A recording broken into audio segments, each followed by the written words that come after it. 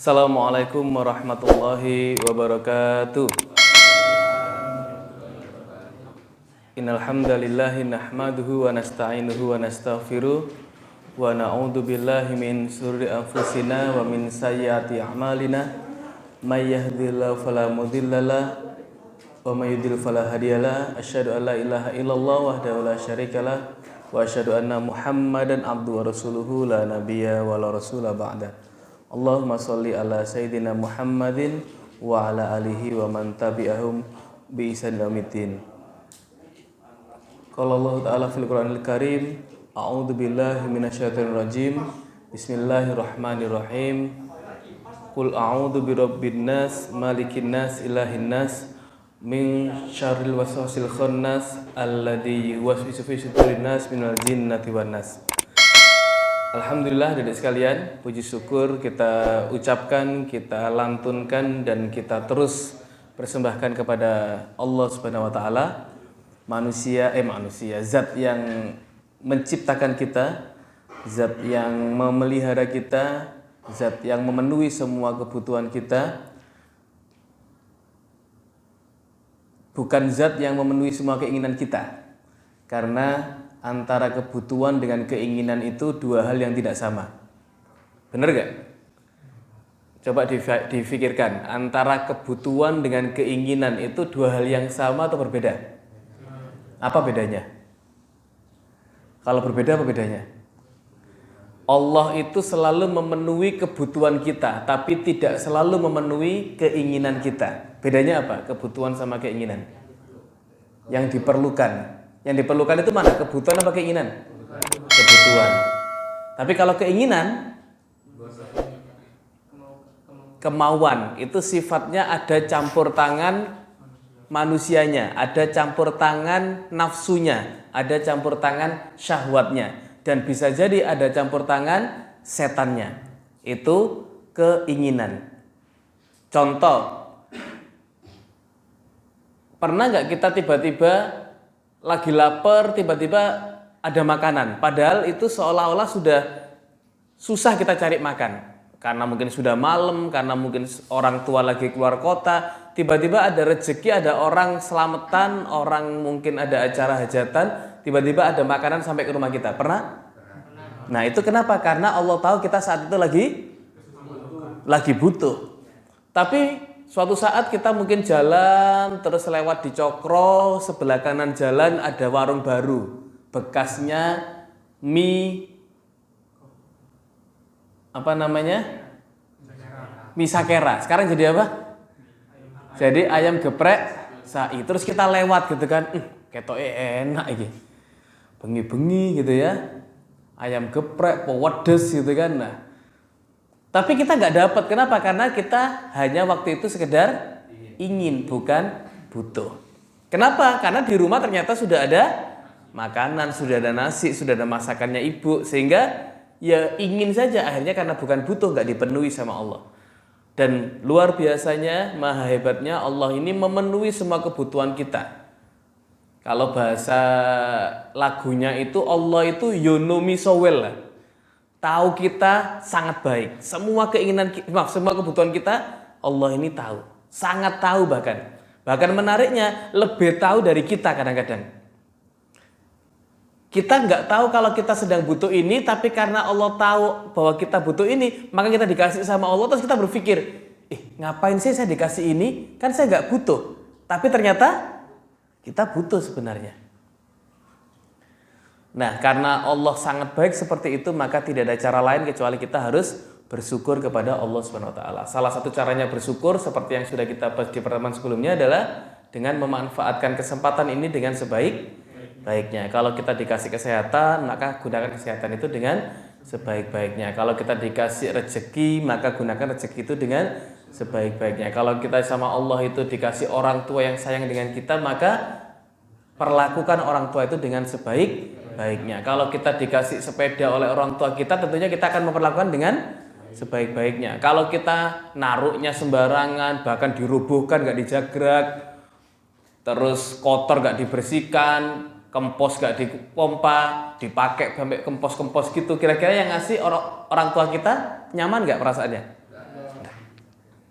Ya, maka kita juga harus seperti itu. Salawat serta salam semoga selalu tercurah kepada Rasulullah Muhammad SAW, manusia yang selalu kita rindukan bertemu dengannya, manusia yang sedikit pun kita nggak bisa membayangkan bagaimana bentuk wajahnya yang konon katanya sangat tampan itu, tapi karena kita nggak bisa membayangkan maka tidak ada cara lain kecuali memang kita pengen banget bisa ketemu dengannya. Dan salah satu cara bisa bertemu dengannya nanti adalah ya kita harus benar-benar mengenal Rasulullah ini. Bagaimana kita bisa ketemu orang kalau kita nggak kenal? Bagaimana kita bisa bertemu dengan orang yang sangat kita cintai, ngaku mencintai kalau kita tapi tidak mencari tahu tentang Rasulullah? Jujur, ada yang sudah pernah jatuh cinta nggak? Atau suka sama seseorang? Semua, Ipung terutama ya. Nah, pasti kita pengen tahu nggak tentang dia? Apa aja yang kita pengen tahu? Paling minimal apanya? Rumahnya di mana? Bener gak? Iya kan? Bener gak? Paling tahu pasti minimal kita pengen tahu rumahnya di mana. Terus orang tuanya siapa? Keluarganya bagaimana? Punya adik atau kakak atau tidak? Ya kan?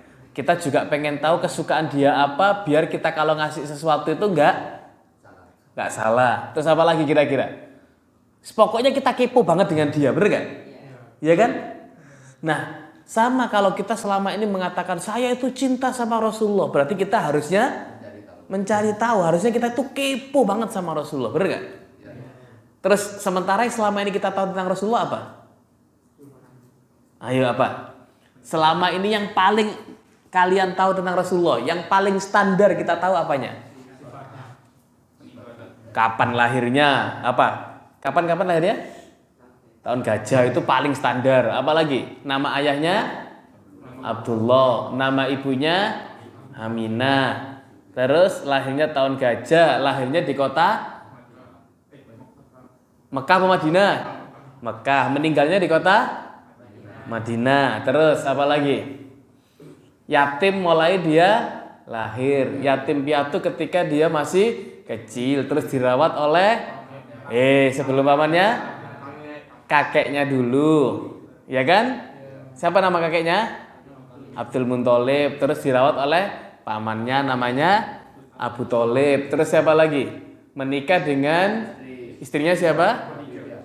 Khadijah binti Khuwailid. Itu standar banget kan? Itu masih mending, masih banyak yang bisa kita sebutkan. Tapi kalau mungkin mohon maaf teman-teman kita yang lain hanya taunya lahir tahun gajah di Mekah, ayahnya Abdullah, ibunya Aminah, terus ya sudah gitu kan. Nah, berarti orang kayak gitu tuh bener nggak kalau dia cinta sama Rasulullah? Enggak, buktinya taunya cuman dikit banget. Harusnya kita itu kepo sama Rasulullah. Rasulullah itu makan kesukaannya apa ya misalkan? Ada yang tahu nggak? Pernah nggak kita kepo kayak gitu? Pecel nggak ada pecel di sana ya. Zaman itu lagi soto ya. Kalau soto kan itu kalau soto ya. Nggak ada rawon, nasi goreng, ayam geprek apalagi ya, nggak ada. Ya. Mie ayam ya. Enggak, tapi kita harus tahu apa ya. Nah, kalau kurma itu katanya kurma sukanya Rasulullah namanya. Nah, itu kurma Nabi namanya ya. Nah, terus apa lagi? Rasulullah itu orangnya sifatnya bagaimana? Kita harus tahu semuanya dan kita harus cari tahu itu karena kita ngaku kalau kita mencintai Rasulullah. Baik, adik sekalian, sekarang ada 1, 2, 3, 4, 5, 6, 7, 8. Berarti ini lebih banyak daripada kemarin ya. Kemarin berapa orang kemarin? Alhamdulillah lebih banyak dari kemarin. Kemarin berapa orang?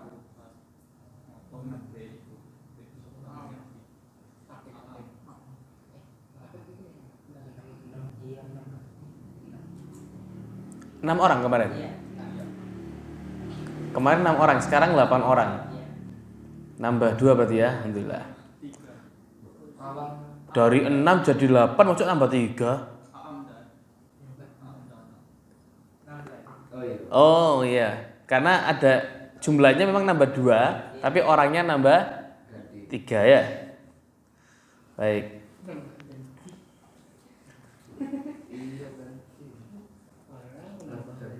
Gantian berarti ya. Siapa yang kemarin hadir sekarang nggak hadir? Farhan. Farhan itu yang kelas 8 ya? Bukan nggak? Kelas 9. Terus sekarang yang kemarin nggak hadir? Jajar 3 ini ya? Alhamdulillah. Baik. Ada yang tahu nggak kenapa ada yang tidak hadir, kenapa yang hadir? Ada yang hadir sekarang? Karena jawaban paling aman dan sekaligus paling tepat, paling benar apa kira-kira? Karena memang ditakdirkan oleh Allah. Nggak direstui. Contoh ya, contoh gini. Saya pernah dengar itu ada ada orang tua itu yang protes nyampaikan ke saya, gak enak sekarang ya kalau sekolah ya. Dulu zaman belum ada zonasi, itu anak mastrip itu enak bisa banyak sekolah ke SMA 1. Kalau SMP-nya bisa ke SMP 5, SMP 1 yang katanya favorit gitu kan. Sekarang kena zonasi. Masuk gak ke sana? Enggak kan? Karena zonasinya mastrip itu kalau SMP-nya SMP 8 5 nggak masuk ya? Masuk. Dari mastrip? Oke. Nah, mending kalau dulu enak gitu kan.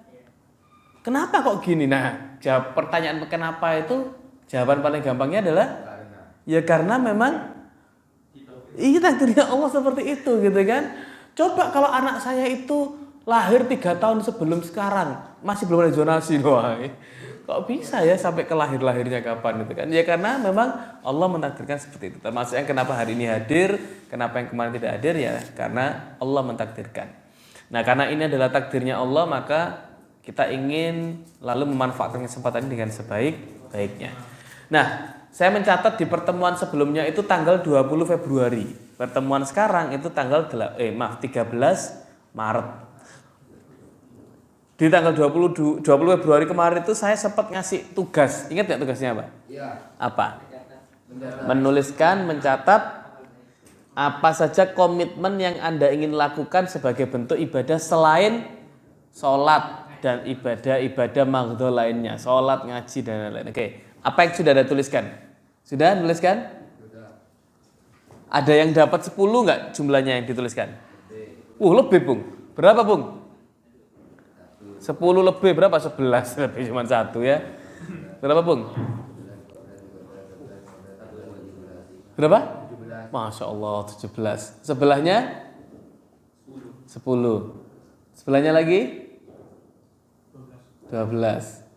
Terus sebelahnya lagi 9. Ngerjakan nggak? Belum tahu ya tugasnya ya. Oke.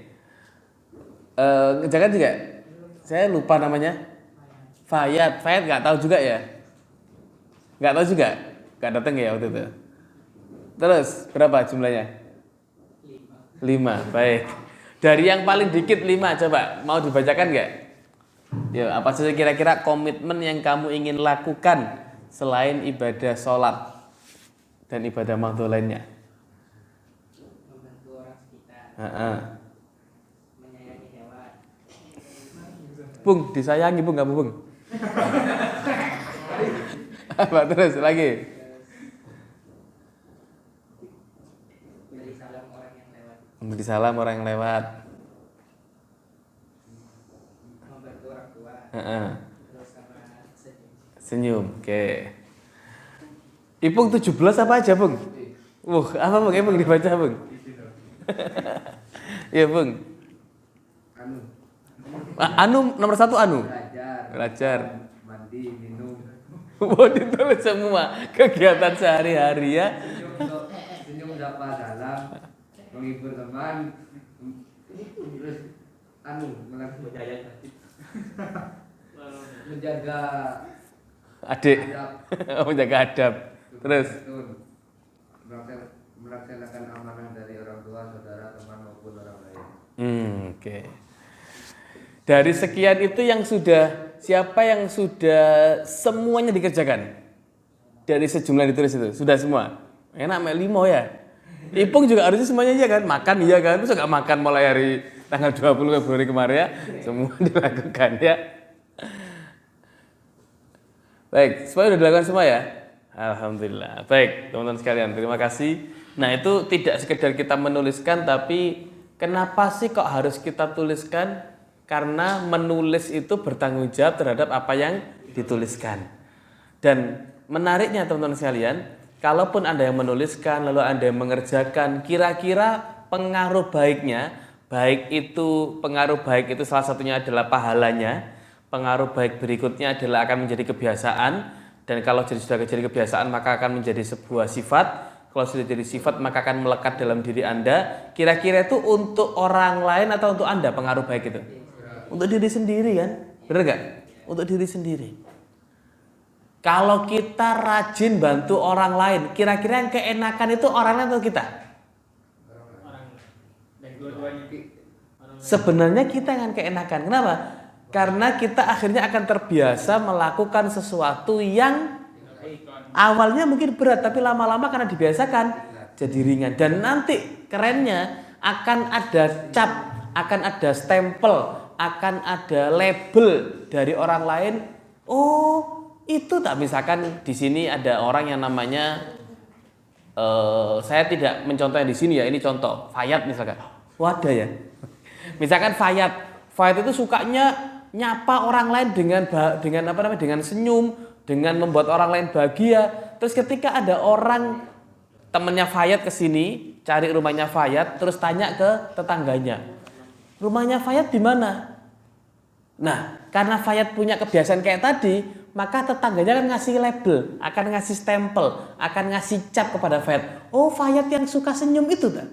Oh, Fayat yang suka menyapa orang lain itu tak? Oh, di situ rumahnya yang ada tokonya misalkan.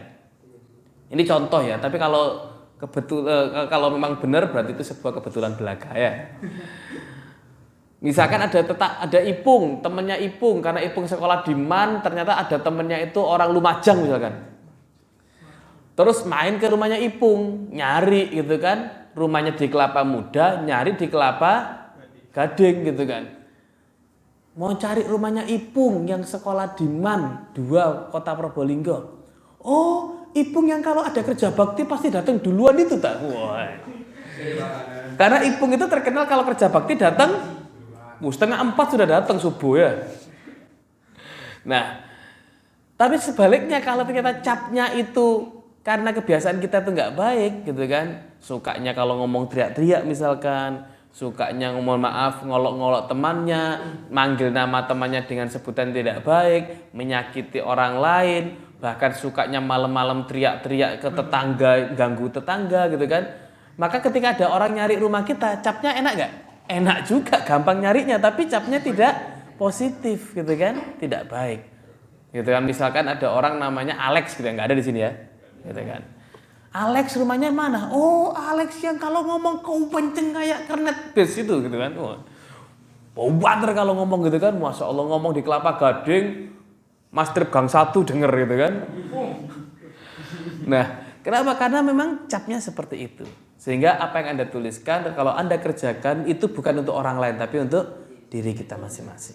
Baik, adik-adik sekalian, ini sengaja saya pada malam hari ini akan menyampaikan materi diskusi kita, materi kajian kita tentang persiapan sebuah event besar, tentang persiapan sebuah acara yang maha dahsyat, acara yang luar biasa, yang acara ini bukan manusia yang menyelenggarakan. Yang acara ini bukan manusia yang merencanakan, menyelenggarakan, dan membuat jadwalnya, bukan. Tapi yang membuat jadwalnya, yang merencanakan, dan yang menyelenggarakan ini adalah Allah Subhanahu wa Ta'ala.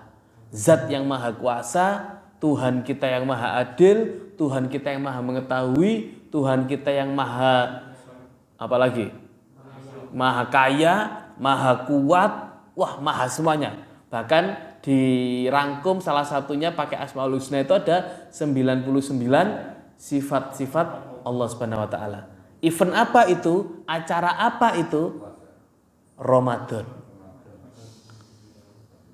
Saya luruskan bukan puasa. Kenapa? Karena puasa itu hanya salah satu ibadah yang dilakukan di bulan Ramadan.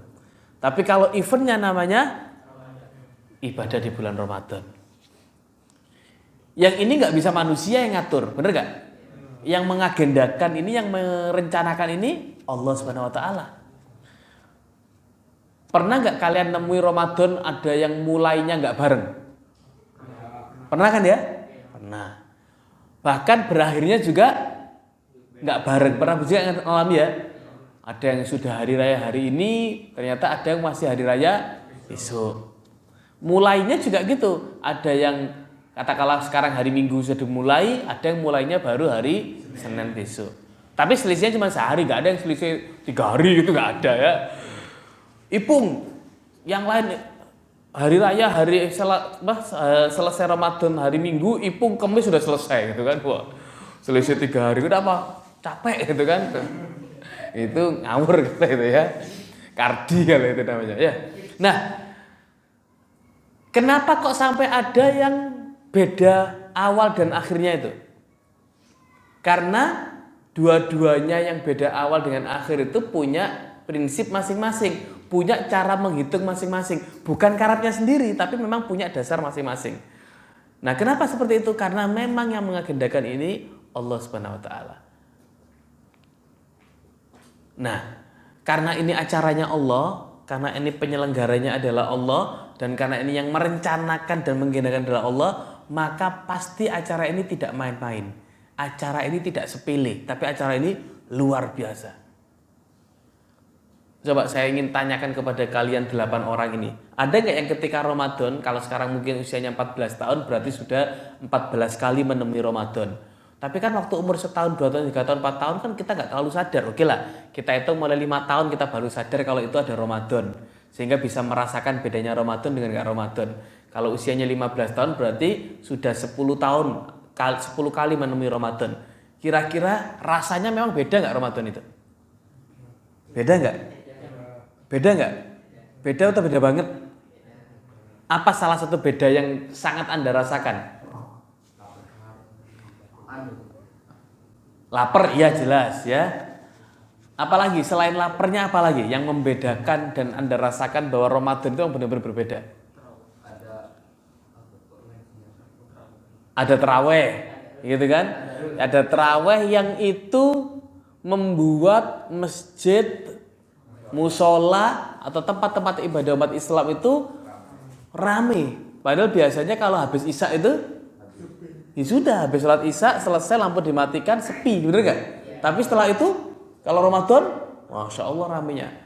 Habis terawih pun langsung sepi, masih ngumpul orang-orang kan, masih tadarus bahkan sampai tengah malam. Itu pun kadang-kadang anak-anak remaja itu nggak pulang dari main mercon itu kan. Bahkan seringkali kalau ditanya apa bedanya Ramadan, kita tuh nggak bisa jelaskan. Kenapa nggak bisa jelaskan? Karena saking banyaknya, saking berbedanya memang. Ya jawaban kita ya beda aja gitu kan. Bahkan bedanya itu tidak hanya nunggu terawihnya. Semua waktu paginya beda, benar gak? Siangnya beda, sorenya apalagi. Kenapa sore itu? Karena sore menjelang maghrib itu waktu-waktu paling membahagiakan, benar gak? Kenapa? Yang ditunggu, benar gak? Sore itu rasanya Masya Allah, ini gue banget ini ya. Sore itu kan, wah beda, malamnya kena terawih beda, tengah malamnya beda, terus menjelang subuhnya sahur beda lagi. Bahkan kalau zaman dulu nggak tahu di sini ada nggak, ada patrol itu beda juga suasananya. Wah semuanya beda, semuanya beda. Nah teman-teman sekalian, maka di pertemuan kali ini saya khusus memang ingin lalu membahas tentang bagaimana pentingnya kita mempersiapkan Ramadan. Kenapa? Karena ini acara besar. Saya hari Jumat kemarin menghadiri pernikahannya anaknya temen di Bromo Park. Sudah batuk tambah ditembek-tembek hubungnya. Nah, pernikahan anak teman saya di Bromo Park. Terus saya tanya, berapa lama persiapannya? Mulai sebulan itu sudah ribut mas. Gitu kan, sudah ribut dan ribet sebulan itu untuk pernikahan yang kepada hanya 2 orang laki dan perempuan satu. Ini Ramadan berarti harus lebih luar biasa sekali kita mempersiapkannya. Nah, tapi banyak di antara kita itu yang nggak siap, nggak mempersiapkan memang. Kenapa nggak siap? Karena tidak mempersiapkan. Tiba-tiba Ramadan. Sore menerek. Ruang ngono wingi aku duwe-duwe 50.000 tak tentekno tuku apa gitu kan, tuku geprek gitu kan. Wah, tak gawok nang Domino pizza, tuku pizza gue tak pangan dhewe wis gitu. Nah, kenapa? Karena dia merasa Ramadan itu tidak dia persiapkan. Padahal Ramadan ini sangat luar biasa. Baik. Saya akan mengawali dengan sebuah kisah teman-teman sekalian. Ada kisah tentang seorang sahabat, salah satu dari 10 sahabat yang dijamin masuk surga, namanya Tolha bin Ubaidillah. Saya ulangi, namanya Tolha bin Ubaidillah. Tolha ini teman Rasulullah, yang sahabat Rasulullah yang sangat-sangat luar biasa. Sampai beliau ini disebut sebagai tamengnya Rasulullah ketika perang Uhud. Tolha bin Ubaidillah. Sampai disebut sebagai tamengnya Rasulullah waktu perang Uhud. Tahu tameng enggak? Apa tameng itu? Perisai. Ya. Kenapa dia disebut tamengnya Rasulullah? Karena ketika perang Uhud dia ini ngelindungi Rasulullah itu pakai badannya. Ubaidillah, Tolha bin Ubaidillah. Bahkan di beberapa riwayat itu dikatakan bahwa beberapa jari Tolha itu sampai putus karena menahan sabetan pedang yang akan diarahkan ke Rasulullah waktu perang Uhud itu. Jadi tamengnya nggak pakai besi, nggak pakai kayu, pakai badannya, gitu kan? Wah, kalau badannya Tolha itu sama kayak siapa? Rafli. Wah, enak ya, lebar ya. Nah, itu jadi tameng Tolha bin Ubaidillah itu. Nah, Tolha ini menceritakan dalam sebuah kisah bahwa dia itu kenal dengan 2 orang laki-laki. Yang laki-laki ini dua-duanya terkenal sebagai orang yang sangat rajin beribadah. Orang yang tidak pernah meninggalkan ibadah, orangnya sangat baik dua-duanya ini. Terus dua-duanya ini juga sangat mengikuti Rasulullah. Dua-duanya ini nggak pernah tidak ikut ketika Rasulullah perang. Dua-duanya ini nggak pernah absen bersama dengan Rasulullah gitu kan. Nah, tapi menariknya 2 orang ini meninggalnya berbeda cara. Yang satu meninggal karena perang, dan pasti kalau ada seseorang yang meninggal ketika perang bersama Rasulullah disebut mati syahid. Yang tidak perlu dimandikan, bisa langsung dimakamkan, dijamin masuk surga. Satunya ini mati syahid. Nah, sementara yang satunya, ingat tadi dua-duanya sama-sama baik, ya kan? Satunya mati bersama Rasulullah ketika perang mati syahid, terus satunya meninggalnya selisih setahun dari orang yang pertama tadi. Dan matinya bukan mati ketika perang, matinya sakit. Dan banyak sahabat yang mengatakan, bahkan semua sangat meyakini bahwa mati karena mati syahid itu lebih baik daripada mati karena sakit, gitu kan? Makanya sahabat itu kalau ada perintah dari Rasul untuk perang, nggak ada yang malas-malas. Kenapa? Dia pengen semangat perang, salah satunya bahkan pengen mati syahid. Tapi nggak lalu, paterno nggak gitu juga ya. Dia tetap berperang dengan baik, tapi kalaupun mati syahid nggak nyesel. Kenapa? Karena memang dia pengen seperti itu. Nah kalau paterno itu bukan mati syahid itu ya, bunuh diri itu namanya ya. Terus ada orang ada lawan gitu, weh ayo aku udah gini gitu kan, nggak juga gitu ya. Nah,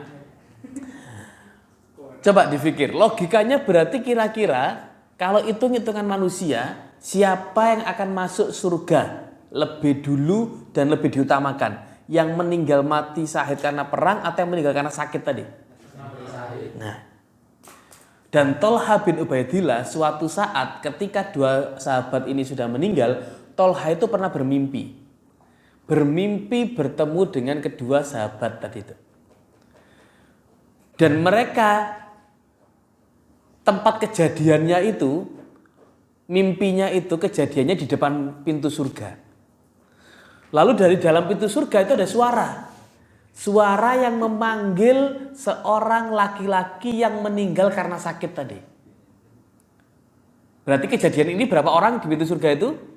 3 orang kan? Tolha dengan 2 orang tadi. Dan yang dipanggil ternyata yang mati karena sakit. Disuruh masuk surga duluan. Setelah itu baru ada panggilan lagi yang kedua, dipanggil yang mati karena mati syahid perang tadi. Baru setelah itu Tolha tidak dipanggil masuk surga, tapi dikatakan, Tolha, kamu belum waktunya untuk meninggal, maka kembalilah dulu. Bangunlah dia dari mimpinya itu, dari tidurnya itu. Nah terus kepikiran si Tolha ini, loh kok bisa yang dipanggil duluan yang sakit ya? Bukankah yang mati syahid karena perang harusnya? Dan ini diceritakan kepada sahabat-sahabat yang lain. Sampai akhirnya Rasulullah dengar. Maka akhirnya Tolha sekaligus tanya kepada Rasulullah. Kata Rasulullah, benar, mimpimu itu benar. Loh tapi Rasulullah kok bisa seperti itu? Bukankah mati syahid itu lebih mulia? Harusnya kan dipanggil duluan. Kalimat Rasulullah dengarkan. Iya memang itu benar. Kenapa sahabatku yang meninggal karena sakit tadi dipanggil duluan masuk surga? Karena dia selisih dengan yang meninggal karena perang tadi. Selisih karena dia menemui Ramadan dan beribadah sebulan penuh di bulan Ramadan itu. Jadi yang meninggal mati syahid itu meninggal sebelum Ramadan. Yang mati sakit tadi sempat ikut Ramadan dulu baru meninggal. Berarti maksudnya dari cerita ini bagaimana? Perbedaan yang sangat mencolok itu karena apa? Karena si sahabat yang meninggal karena sakit tadi ini menemui dan memanfaatkan, mengoptimalkan sebulan penuh beribadah di bulan Ramadan. Ada puasanya di sana, ada infaknya di sana, ada sedekahnya, ada zakatnya, ada baca Qur'annya, ada sholat malamnya. Dan sholat malam itu dibagi jadi 2 dari sekalian. Ada yang disebut qiyamul lail, ada yang disebut tahajud. Tahu bedanya enggak? Setahu saya qiyamul lail sama tahajud itu sama Kak. Ternyata berbeda. Qiyamul lail itu sebutan untuk sholat yang dikerjakan malam hari. Artinya qiyam itu berdiri. Lail itu malam. Berarti berdiri di malam hari. Berdiri itu maksudnya sholat tadi itu. Dan itu dilakukan sebelum dia tidur duluan. Makanya kayak terawih. Terawih itu qiyamul lail. Karena kita habis isya terawih. Qiyamul lail. Ada lagi satu yang tadi apa? Tahajud. Itu dilakukan kalau sudah tidur bangun tahajud. Dan bisa kita lakukan sekaligus dua-duanya. Kalau Ramadan itu qiyamul lail dengan tarawih tadi, terus tidur, nanti sebelum sahur tahajud dulu, witir, sahur. Makanya biasanya seperti itu ketika tarawih, ketika jamaah yang lain witir dia nggak witir, pulang duluan atau di belakang baca Quran. Yang penting nggak ikut witir. Kenapa? Karena dia sudah berencana nanti tahajud baru witir. Qiyamul lail dengan tahajud itu 2 hal yang berbeda. Berarti kalau kita nggak Ramadan nggak bisa. Bisa juga. Kalau kita mau bisa juga. Habis isya sholat juga bisa juga. Terus nanti tambah lagi kita tahajud. Nah, itulah bedanya. Jadi gara-gara melewati 1 Ramadan, perbedaannya bisa mengalahkan orang yang meninggal karena mati syahid. Sangat luar biasa berarti ketika Ramadan ini kita bisa ikuti dengan baik. Nah, hal yang luar biasa seperti ini adik-adik sekalian, teman-teman sekalian, sayangnya banyak orang yang tidak mempersiapkan. Bahkan mungkin termasuk kita, termasuk saya, termasuk adik-adik sekalian mungkin. Tiba-tiba Ramadan, coba saya ingin ngecek cara paling gampang ngecek persiapan atau tidak. Sekarang ini kurang berapa hari lagi Ramadan? Sekitar 3 mingguan. Iya. Ramadan tanggal berapa sih? 1 Ramadan. Nah, kalau dihitungan pakai hisab tanpa perlu nunggu nanti melihat ru'yatul hilal atau munculnya bulan, sudah dihitung memang tanggal 2 Mei. 2 Mei itu sudah hari raya. 2 April ya, 2 April 2022. Nah, paling tidak kalau sudah tahu kurang berapa harinya itu menurut saya itu sudah satu hal yang baik daripada nggak tahu sama sekali. Gitu kan? Wah, berarti itu sudah ya mendekati, berarti sudah agak-agak persiapan lah gitu ya. Kalau sudah tahu. Nah, nanti kita sambung setelah sholat Isya sebentar lagi. Nanti kita sambung dengan bagaimana cara kita mempersiapkan. Yang penting kita tahu dulu sekarang ini bahwa ternyata Ramadan itu sangat-sangat istimewa. Kenapa? Tadi itu bisa mengalahkan orang yang perang meninggal ketika mati syahid. Nah, yang sesuatu yang istimewa ini yang luar biasa ini harus kita persiapkan. Baik ya, kita break dulu untuk sholat Isya. Setelah itu kita sambung lagi. Udah lengkap?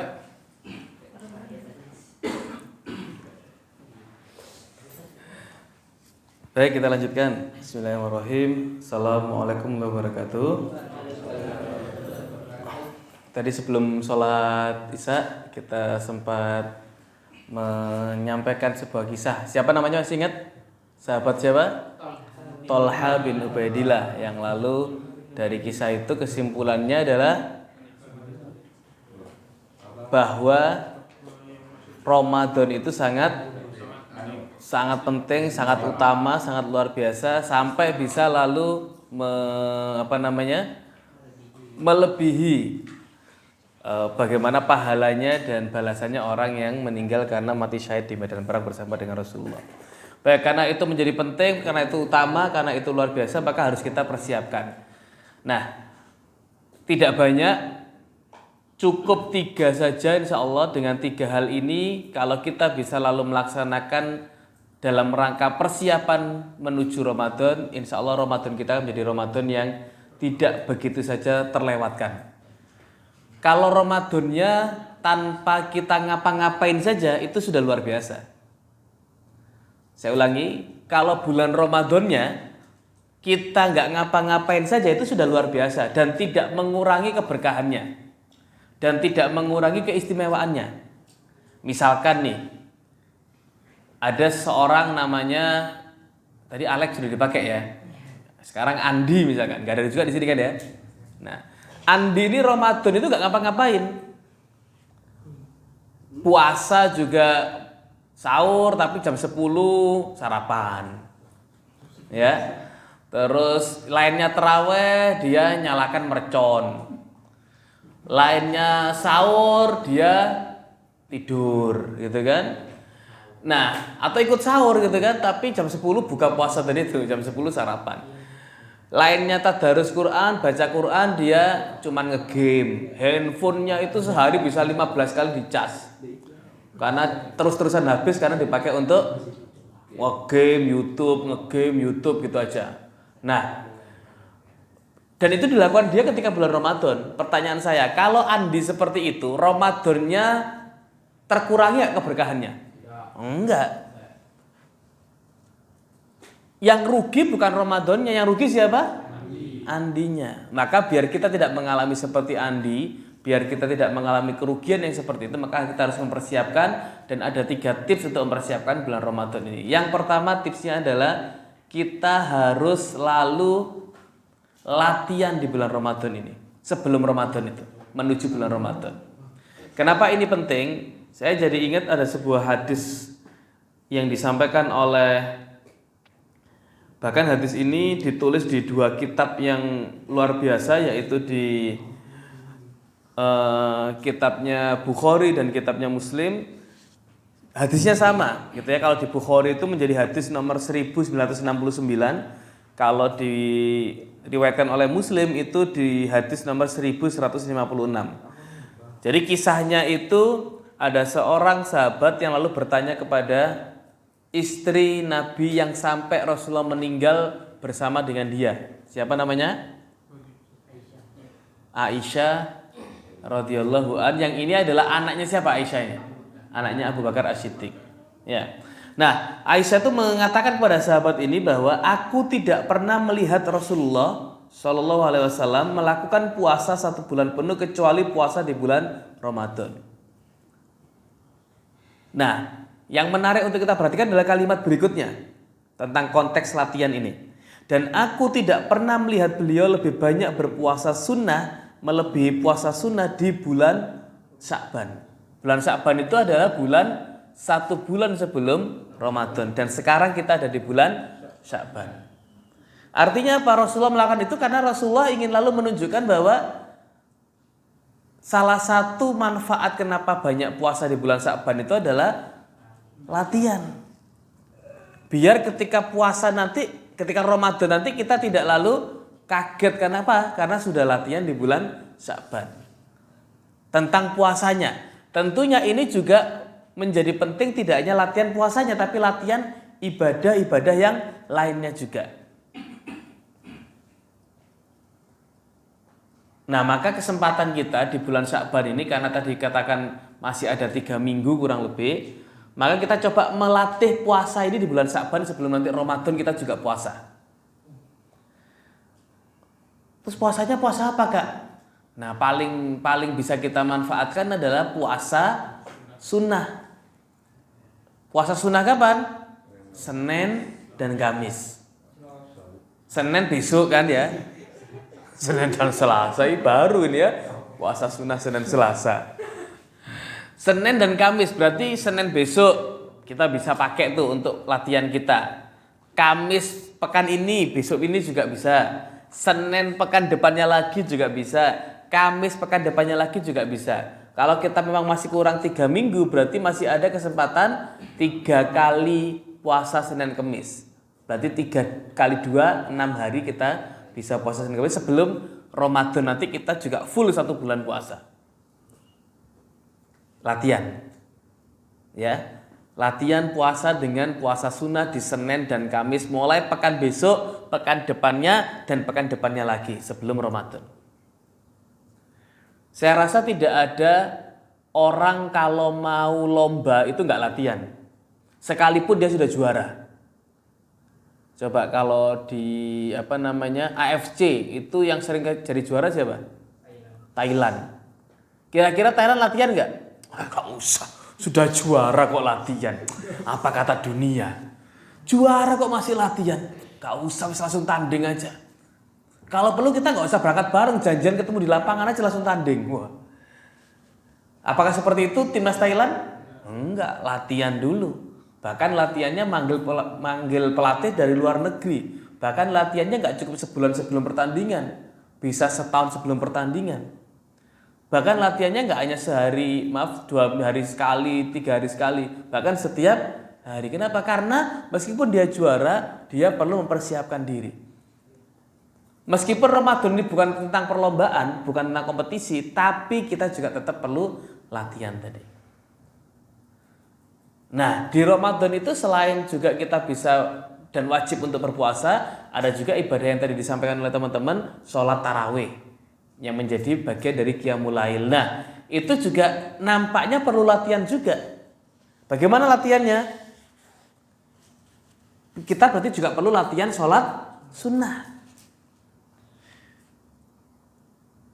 Tadi yang habis sholat isya terus nambah sholat sunnah 2 rakaat siapa? Mboten enten. Sopan ya ibu ini ya. Mboten enten ya. Kenapa kira-kira gak sholat sunnah? Karena merasa memang, yang penting wajib aja kan sudah 4 rakaat itu aja agak males-malesan. Atau karena memang gak biasa? Nah, karena gak biasa. Sama. Kita juga kenapa perlu latihan itu salah satunya untuk membiasakan. Yuk mulai besok kita biasakan latihan, seperti anggap aja latihan tarawih. Nah, latihan tarawih habis sholat isya tambahi sholat sunnah ba'diyah isya 2 rakaat.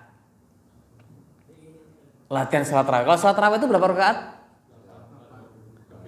Ada yang 11 yaitu 8 tambah 3, ada yang 23 yaitu 20 tambah 3. Yang benar yang mana? Sama-sama benar. Yang enggak benar itu?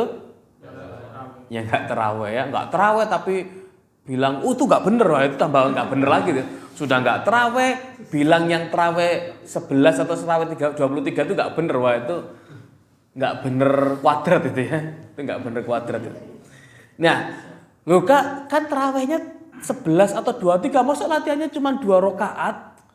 Enggak, latihan itu katanya harus lebih berat. Iya, kalau emang pengen lebih berat latihannya berarti tambah lagi. Sebelum isya datang dari rumah ke masjid, nggak ngobrol dulu di luar tapi langsung masuk ke musola ini. Sebelum qomat, sholat dulu 2 rakaat. Bisa sholat itu sekaligus antara tahiyatul masjid ditambah sholat qobliyah. 1 kali sholat 2 niat juga bisa kita lakukan seperti itu. Wah kan baru 4 kak, kan terawihnya 11 masih kurang. Wow tambahin lagi, habis maghrib ba'diyah juga, tambah 2 lagi berarti sudah 6. Nah intinya latihan. Harus kita persiapkan dengan cara latihan.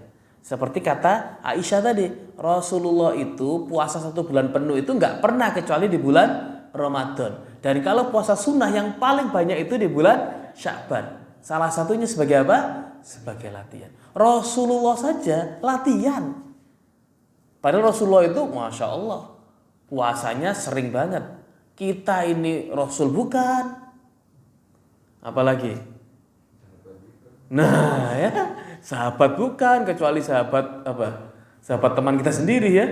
Nah, apalagi seperti itu bagi kita harus benar-benar mempersiapkan diri dengan latihan. Ya, siap latihan ya. Siapa yang ini nggak maksa, saya cuma menanyakan saja. Siapa yang pengen atau keinginannya ini lalu naik tingkat menjadi insya Allah kita akan laksanakan. Latihan mulai dari Senin besok. Siapa yang mau? Mulai dari Senin besok kita latihan. Nanti malam kita sahur dini hari nanti. Ada? Yang lemaknya banyak?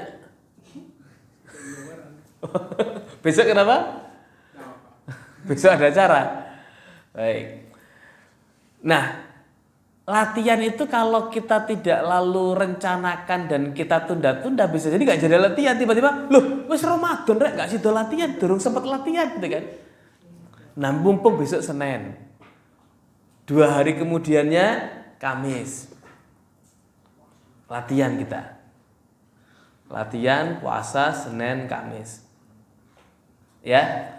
Baik, kita yang pertama. Jadi tips yang pertama adalah untuk mempersiapkan Ramadan kita harus mempersiapkan dengan cara latihan. Yang kedua, saya ibaratkan lagi dengan pemain tim sepak bola tadi, atau tim olahraga apapun, atau tim perlombaan kompetisi apapun.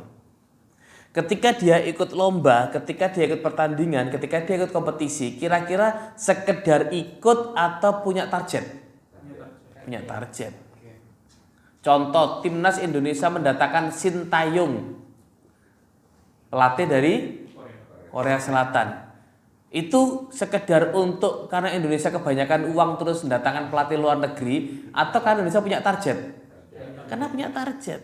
Maka Ramadan ini kalau kita juga ingin tidak sia-sia, maka kita harus persiapkan dari sekarang dengan cara membuat target Ramadan.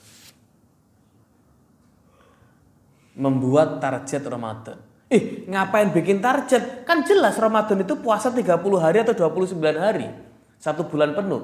Ngapain bikin target? Nah, kalau puasanya sudah jelas, gak usah bikin target. Berarti targetnya yang bukan puasanya, ibadah yang lain. Sholat tarawehnya misalkan. Iya, saya sholat taraweh itu sebulan kemarin ketika Ramadan, bolongnya berapa kali ya? 4 kali tarawehnya. Bukan bolongnya, 4 kali tarawehnya, berarti bolongnya 26 atau 25 kali gitu kan. Nah sekarang kita coba bikin target itu tadi. Tarawehnya bikin target, baca Qur'annya bikin target. Apalagi yang bisa kita targetkan di Ramadan? Sedekahnya bikin target. Gimana caranya sedekah? Saya kan belum berpenghasilan, saya dapat uang cuma dari orang tua. Ya uang dari orang tua itu harus kita sisihkan sebagian untuk target sedekah. Apalagi targetnya kira-kira? Taraweh, baca Quran, sedekah, Terus sholat-sholat sunnah yang lainnya kita targetkan. Atau sholat wajibnya kita targetkan berapa kali dalam sehari selama sebulan Ramadan itu kita sholat jamaah di masjid atau musola. Karena selama ini mungkin kalau nggak Ramadan kita sholat wajibnya bisa jadi bolong-bolong, bisa jadi nggak bolong-bolong tapi sholatnya di rumah sendirian. Nah kita targetkan selama Ramadan full, kalau 30 hari berarti 30 kali 5 berapa? 150 kali sholat wajib, nggak ada yang boleh bolong. Dan dari 150 kali itu 75 kalinya berarti separuhnya harus jamaah di masjid. Atau target yang lain mungkin belum pernah terpikir tapi bisa kita lakukan. Targetnya selama Ramadan besok, selama 150 kali sholat wajib, saya akan 50 kali minimal yang azan di masjid, yang azan di musola as-salam. Atau target yang lain, saya yang akan ngepel masjid selama Ramadan, setiap 3 hari sekali saya ngepel masjid. Wah, boleh, terserah. Target-target yang lain juga boleh kita lakukan.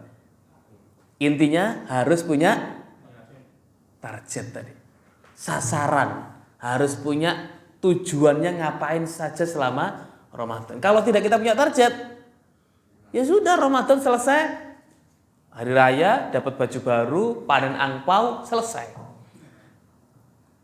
Kita pengen seperti itu? Enggak kan?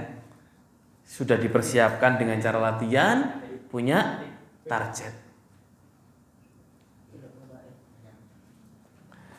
Nah, yang ketiga, teman-teman yang terakhir. Tadi masih ingat yang pertama tadi apa? Kita biar nggak kelewat Ramadan ini harus mempersiapkan dengan cara latihan. Yang kedua, membuat target. Yang ketiga, cari ilmu tentang Ramadan. Ramadan itu kita bisa ngapain saja dengan cara kita cari ilmu selama Ramadan itu. Nah, dari sekalian,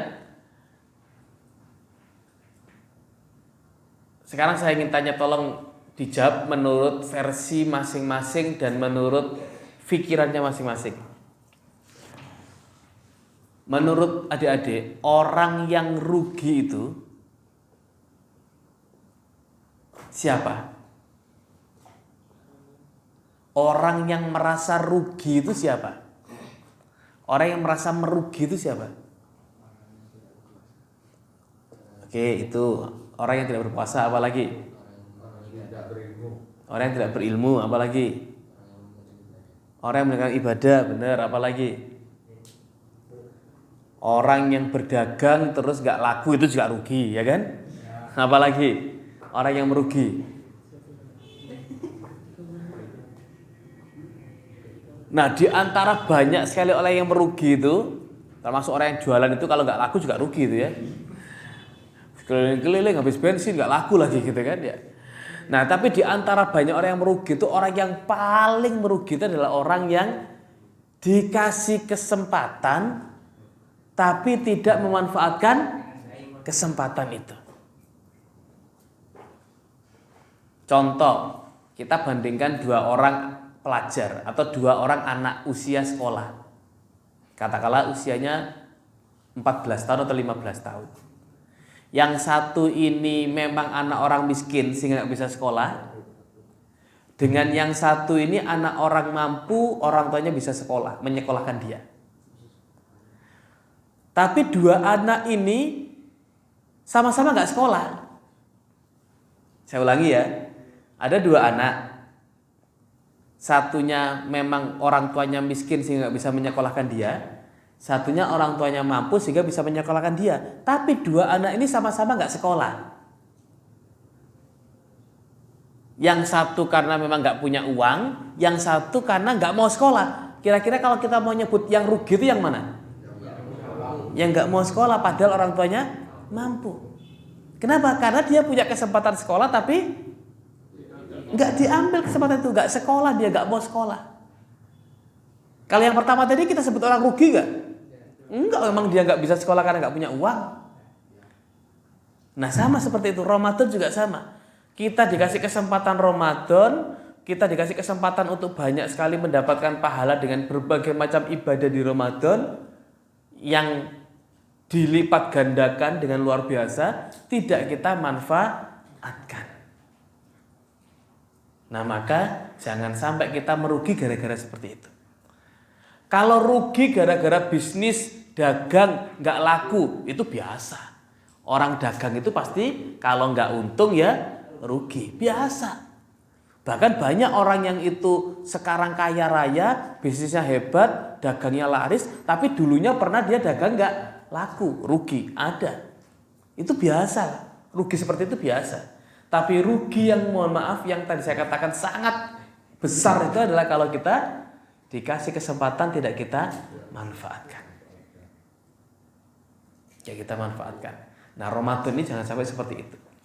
Saya ulangi lagi, mumpung masih ada waktu 21 atau 20 hari lagi dari sekarang sebelum kita ketemu 1 Ramadan, ayo kita manfaatkan dengan mempersiapkan 3 hal tadi. Yuk kita ulangi. Dari yang nomor 3 apa tadi? Ilmu tentang Ramadan. Yang kedua, bikin target. Yang ketiga, latihan. Target sama dengan tujuan tadi. Latihan sebaik-baiknya. Dan latihannya bisa kita mulai dari kapan? Dari besok dengan puasa Senin. Saya tadi sempat bikin challenge, bikin tantangan, belum ada yang mau. Tapi siapa tahu nanti pulang terus kesadar, oh iya, puasa sekaligus diet, kata Rafli. Sekaligus diet puasa. Senin puasa, Kemis puasa. Wah lumayan kan? Kalau sekali puasa dia turun 1 kilo, berarti selama 3 minggu ini 6 kali Senin Kemis dia turun 6 kilo. Kalau sekarang 80 kilo jadi 4 kilo, lumayan kan diet gara-gara puasa. Ramadan 30 hari puasa hilang 3 kilo. Wah. Habis Ramadan panggil semua sama Rafli, kamu siapa gitu kan? Karena badannya kurus ya, badannya langsing. Oke, teman-teman sekalian, tentang target Ramadan, setiap orang satu dengan yang lain kemungkinan besar gak sama. Bagi Anda yang sudah Ramadan kemarin full puasa penuh, sudah nggak akan ada lagi target puasa penuh. Kenapa? Karena sudah biasa puasa penuh itu. Tapi mungkin di antara kalian ada yang puasanya kemarin belum penuh, baru 20 hari, 10 harinya karena mungkin nggak kuat dengan godaan es degan di jam 12, gitu kan? Atau nggak kuat dengan godaan kulkas yang ketika sampai rumah tiba-tiba buka sendiri pintunya. Terus freezernya menyapa kita, nah terus akhirnya kita kok sepi gitu kan. CCTV di rumah juga mati ya. Wah, kulkas ini. Dilihat, iya rek fantasi tak pakai buko wingi tak entek sih. Terus kelihatan bulir-bulir dinginnya di luar gelasnya itu, luar botolnya itu. Terus pula hilang ingatan. Siapa saya? Bulan apa ini? Terus ke kulkas, gelek. Sehingga Ramadan nggak penuh puasanya, mungkin tinggal cuma 25 hari puasanya. Maka bisa jadi targetnya adalah puasa penuh. Ada nggak sih yang puasa Ramadan kemarin masih nggak penuh? Dari 8 orang ini? Ada. Ibu? Iya. Kenapa Bang nggak puasa? Sakit. Sakit apa sakit? Nah, kalau sakit itu nggak masuk hitungan ya, karena dapat rukhsah, dapat keringanan. Orang sakit, ibu hamil, ibu menyusui, orang yang musafir, orang yang bekerja dengan memang berat. Jadi kerja, misalkan ada yang kerja sebagai tukang bangunan, siang-siang gitu kan, apalagi kerjanya di lapangan yang masih terbuka panas gitu ya. Kecuali kalau kerjanya cuman, ini temannya siapa datang ini? Kecuali kalau kerjanya itu cuman ngecat di dalam ruangan, kan nggak panas kan ya, nggak haus. Apalagi ruangannya AC, ngecat sambil AC-an, enak kan? Ya. Tapi kalau kerja berat itu rukhsah, keringanan untuk nggak puasa. Jadi nggak masuk itu kan kalau yang sakit. Tapi kalau emang sengaja loh.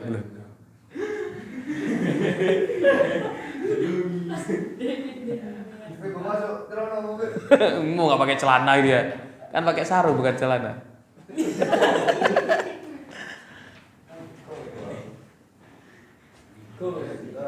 Nah, kamu kenapa? Nah, jadi targetnya beda-beda. Masih ada yang mau mentargetkan puasa penuh? Enggak ya? Sudah penuh semua ya insya Allah ya? Berarti targetnya apa kira-kira? Dari apa kita targetkan? Sholat taraweh penuh ya? Siap? Siap, taraweh penuh. Puasa penuh juga. Kemarin berarti belum penuh? Belum penuh ya? Puasa penuh, taraweh penuh, apa lagi? Tadarus penuh itu gimana tadarus penuh itu? Kalau tadarus itu mending ditargetkannya itu ininya. Berapa banyaknya? Hatam sekali Ramadan? Hatam itu kan berarti 30 juz kan? Berarti satu hari 1 juz. 1 juz itu kalau di Al-Quran itu 1 lembar 10 lembar. Berarti kalau kita mau menghatamkan 1 hari 1 juz, 1 hari cuma ngaji 10 lembar. 10 lembar itu berarti 20 halaman. Karena 1 lembar itu kan bolak-balik kan. Nah, berarti kalau kita misalkan nih ngaturnya, ngajinya setiap habis sholat fardu. Berarti habis sholat fardu ngaji 2 lembar saja. Oh karena tapi kalau habis maghrib kan nggak sempat ngaji mas. Karena sudah banyak hidangan di meja makan gitu kan. Kalau saya ngaji, adik saya nghabiskan mas, gitu kan. Apalagi es degan, waduh habis itu. Saya ngaji malah nggak khusyuk begini gini ya. Oke, maghrib berarti pada maghrib mungkin nggak sempat ngaji karena full fokus untuk buka puasa. Berarti harus ada sholat lain yang ditambahi menggantikan. Bisa jadi habis isaknya karena agak panjang, bisa jadi habis subuhnya. Oke ya, saya kasih rencana yang bisa kita lakukan. Puasa penuh, taraweh penuh, ngaji, baca Quran 30 hari selama Ramadan itu khatam 1 Quran 30 juz. Terus apa lagi? Sholat jamaah di masjid perlu ditargetkan full 5 kali sehari atau minimal sehari berapa kali? Yang jelas isya karena sama taraweh, maghrib. Nah, nyari buka. Di sini ada buka nggak di sini, Pak? Nah, berarti maghrib bisa buka puasa di sini ya. Oke, bisa buka puasa di sini. Nah, kalau buka puasa di sini, kalau bisa datang sebelum maghrib. Sambil nunggu buka puasa, ngaji itu 2 lembar. Lumayan tuh kan? 2 lembar paling kalau kita ngajinya sudah lancar, nggak lebih dari 10 menit. Kalau kita ngajinya masih belum lancar, mungkin 20 menit. 2 lembar itu. Itu sudah tumak nina, sudah tartil itu bacanya, nggak copot gitu kan? Itu sudah tartil bacanya itu. Jadi sholat isya insya Allah selalu di masjid dan jamaah karena taraweh. Maghrib karena cari buka. Apalagi? Asar karena janjian sama teman-teman untuk mengobati kelaparan, ngobrol-ngobrol. Oh ya Pak bola. Subuh jamaah nggak kalau subuh? Nah ini penyakitnya kadang-kadang subuh ini habis sahur kenyang, ya kan? Sahurnya jam 2, adzan subuhnya jam 4 lebih 12. Wah, padahal sahur jam 2:30 sudah selesai, masih ada waktu 1 jam lebih. Maunya nunggu subuh, ternyata wah bablas. Bangun-bangun sudah komat. Iya kalau komat, bangun-bangun sudah pulang bapaknya dari masjid gitu kan. Iya kalau pulang dari masjid. Iya kalau bangun-bangun sudah jam 7 ya. Nah, berapa tambah 1 lagi. Kalau maghrib sama isya terlalu gampang lah targetnya. Tambah 1 lagi. Subuh ya, targetkan subuh juga ya. Nah, silakan teman-teman sekalian nanti target itu bisa kita lakukan dan nanti kita saling mengingatkan. Insya Allah acara seperti ini Ramadan bisa kita lakukan juga. Nanti kita sesuaikan waktunya. Bisa jadi menjelang berbuka kita ganti sore ya. katakanlah kita janjian jam 4 gitu, nanti sampai berbuka di sini gitu ya, bisa gitu. Kalau habis maghrib nggak mungkin kan karena waktunya mepet gitu ya. Baik ya teman-teman sekalian, itu yang bisa kita sampaikan di malam hari ini tentang bagaimana Ramadan ini adalah kesempatan yang sangat baik dan sangat-sangat kita hindari untuk rugi dari kesempatan yang baik ini dengan cara 3 hal tadi: mempersiapkan dengan latihan, mempersiapkan dengan target, mempersiapkan dengan mencari ilmu. Dan semoga kita bisa saling menasihati tentang bagaimana pentingnya mengoptimalkan Ramadan. Sekarang ini Ramadan 1443 Hijriah atau Ramadan 2022 ya. Kalau Hijriahnya adalah 1443 Hijriah. Biasanya sih yang nggak lupa itu kalau Idul Fitri kita bikin tulisan di WA gitu kan, 1443 Hijriah. Habis Idul Fitri lupa lagi sudah itu. Sekarang tahun berapa Hijriah ya, gitu lupa lagi. Kalau Idul Fitri nggak lupa ya, karena tulisannya banyak sekali beredar. Baik teman-teman sekalian, terima kasih, dan kita tutup dengan doa kafaratul majelis atau penutup majelis. Subhanakallahumma wa bihamdika asyhadu an la ilaha illa anta astaghfiruka wa atubu ilaik. Assalamualaikum warahmatullahi wabarakatuh.